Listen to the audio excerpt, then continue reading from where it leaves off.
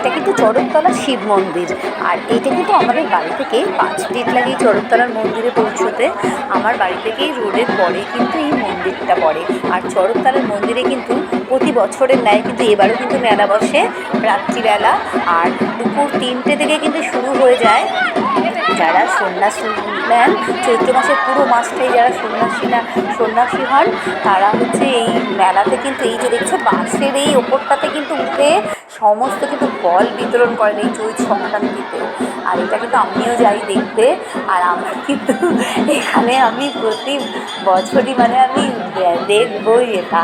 এই যে একটা পরম পাওয়া, মানে এই জিনিসটা দেখারও সৌভাগ্যের ব্যাপার।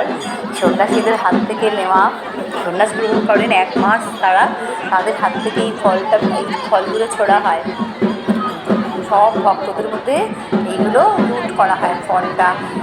আর এই হচ্ছে চড়কতলার মধ্যে কিন্তু আমিও রয়েছি এখানে, এই সামনেটাই কিন্তু রয়েছি। আর এইখানটায় এই চড়কতলার শিব মন্দির কিন্তু ভীষণ জাগ্রত। আমি কিন্তু এখানেও জল ঢালতে আসি। আর আগে আসতাম, এখন আর এই পাশে এখানে আসার পর, ফ্ল্যাটে আসার পর আমার আর আসা হয় না এখানটায়।